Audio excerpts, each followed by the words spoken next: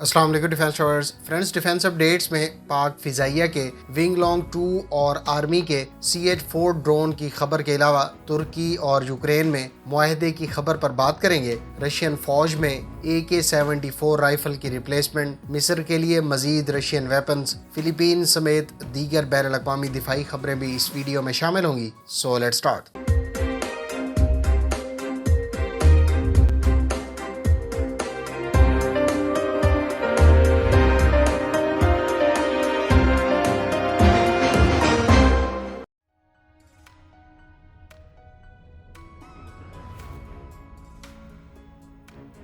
Wears, ترک aeronautical ایسوسی ایشن اور یوکرین کی USE کے درمیان معاہدے پر دستخط ہو گئے ہیں۔ معاہدے کے تحت ترکی اب Mi-17 ہیلی کاپٹرز کی ڈیپو لیول مینٹیننس کا کام ترکی میں سر انجام دے سکے گا۔ ترکی کو اس فیسلٹی سے اپنے Mi-17 ہیلی کاپٹر پر خرچ ہونے والے $2.5 ملین کاسٹ کی بچت ہوگی۔ یوکرینین حکام کے مطابق Mi-17 کی ریپیئر اینڈ مینٹیننس کے حوالے سے کمپنی کو 40 سال سے زائد کا تجربہ حاصل ہے اور اس معاہدے پر دستخط سے پہلے دونوں ممالک کے درمیان 6 ماہ تک بات چیت اور معاملات طے پانے میں لگے۔ اس فیسلٹی کی مدد سے ترکی کے آس پاس اور کچھ ایشین ممالک کے زیر استعمال 1500 سے زائد Mi-17 ہیلی کاپٹرز کو ریپیئر اینڈ مینٹین کیا جا سکے گا۔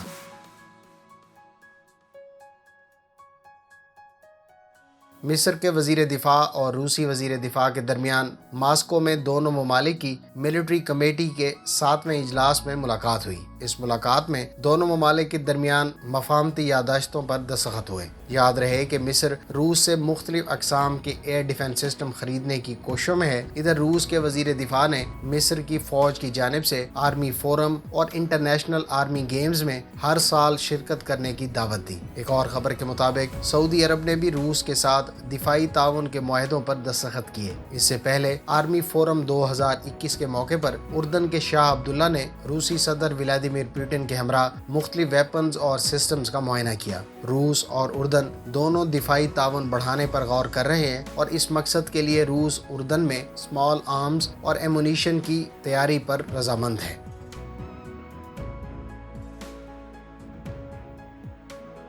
پاک آرمی کی طرف سے کچھ عرصہ پہلے ہی حاصل کیے جانے والے CH-4 ڈرونز کو سیٹلائٹ امیجری کی مدد سے بہاولپور میں دیکھا گیا ہے۔ ممکنہ طور پر اس ڈرون کو وہاں ٹریننگ یا ڈپلائمنٹ کے لیے رکھا گیا ہے۔ سیٹلائٹ سے حاصل کردہ یہ تصویر 12 جولائی 2021 کی ہے۔ اسی طرح سے ایک اور سیٹلائٹ امیجری کی مدد سے جاری کردہ تصویر میں پاک فضائیہ کے زیر استعمال ونگ لانگ 2 ڈرون کو میاں والی میں ایئر بیس پر دیکھا گیا ہے۔ گو کہ ان دونوں سیٹلائٹ امیجری کی پاکستانی ذرائع سے تصدیق نہیں ہو سکی، لیکن دونوں فورسز کی جانب سے CH-4 ڈرون اور ونگ لانگ 2 کی ایکوزیشن کی خبروں کو لے کر یہ تصویریں کسی حد تک درست معلوم ہوتی ہیں۔ اگر آپ پاک آرمی کے CH-4 ڈرون اور پاکستان ایئر فورس کے ونگ لانگ 2 ڈرون کے بارے میں تفصیلات جاننا چاہتے ہیں تو دونوں ویڈیوز کا لنک ڈسکرپشن میں موجود ہے۔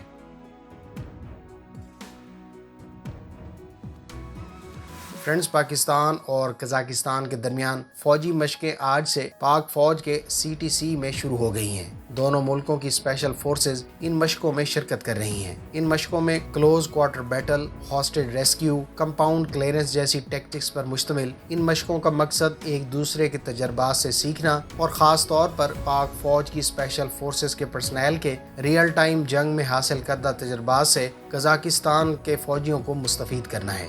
دونوں ممالک کے درمیان اس سلسلے کی یہ تیسری ایکسرسائز ہے۔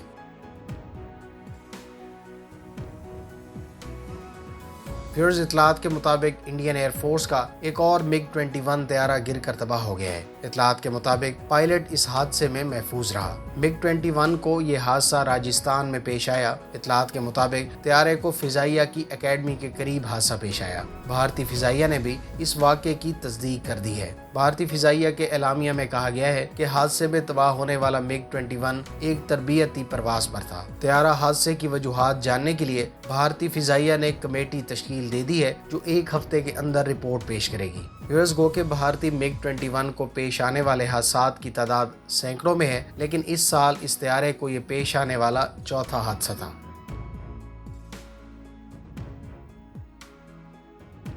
فرینڈز، رشین کمپنی کلاشنکوف کا دعویٰ ہے کہ روس اپنی فوج کے بیسک ویپن کے طور پر تمام فوجیوں کے لیے AK-12 رائفل سے इक्विप किए जाने का काम चंद सालों में मुकम्मल कर लेगा। याद रहे कि AK-12 राइफल को रूसी फौज के ज़ेरे इस्तेमाल क्लाशनकोफ की ही तैयार करदा AK-74 राइफल की रिप्लेसमेंट का काम 2018 से शुरू कर रखा है। इस रिप्लेसमेंट के हवाले से मरहलावार काम जारी है और कंपनी के मुताबिक AK-12 गुज़श्ता वर्जन से एक्यूरेसी और दीगर सलाहियतों में बहुत बेहतर राइफल है। कंपनी के मुताबिक ये इतनी जदीद राइफल है कि आने वाली चंद दहाइयों तक कारआमद रहेगी।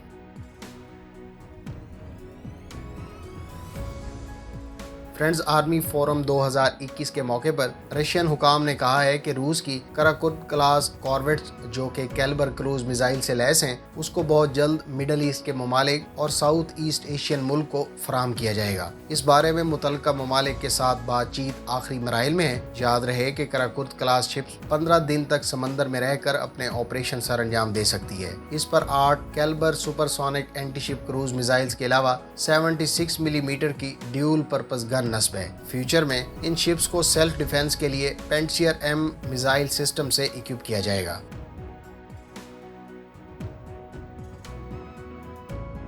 फिलीपींस ने होराइजन 2 प्रोजेक्ट के तहत अपनी नेवी के लिए कॉर्वेट के हसूल की गर्ज से 4 कंपनियों की शिप्स को शॉर्ट लिस्ट कर लिया है। इसमें से एक तुर्की की मिल्जम क्लास कॉर्वेट, दूसरी फ्रांस की गोविंद क्लास शिप, तीसरी डेमन की सिग्मा क्लास शिप और साउथ कोरिया की HDC 3100 शिप शामिल है। इस प्रोजेक्ट के लिए रिक्वेस्ट फॉर प्रपोजल 2018 में जारी किया गया था और इन शिप्स में से किसी एक का इंतखाब 2022 में मुतवक्के है।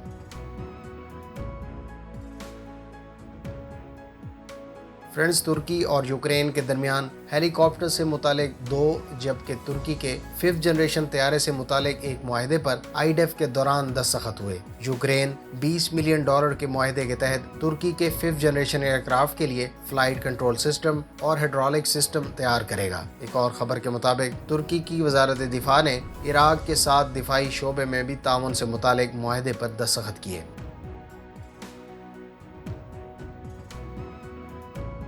इटली के सफीर ने पाकिस्तान एयरफोर्स के सरबराह से आज एयर हेडक्वार्टर में मुलाकात की। पाक फिजाइया के मुताबिक दोनों ममालिक के दरमियान दिफा से मुतालिक बाहमी दिलचस्पी के अमूर पर तबादला ख्याल हुआ। याद रहे कि नीदरलैंड्स के सफीर ने भी चंद रोज पहले पाक फिजाइया के सरबराह से मुलाकात की थी। इटली के पाकिस्तानी मुसल्लह अफवाज से करीबी दिफाई ताल्लुकात हैं और पाकिस्तान की मुसल्लह अफवाज मुख्तलिफ वेपन्स और इक्विपमेंट इस्तेमाल कर रही हैं। फ्रेंड्स, ये थी आज की डिफेंस अपडेट्स। उम्मीद है इस वीडियो से आपकी इन्फॉर्मेशन में इजाफा होगा। मिलते हैं नेक्स्ट वीडियो के साथ। अपनी दुआओं में याद रखिएगा। अल्लाह हाफिज़। पाकिस्तान जिंदाबाद।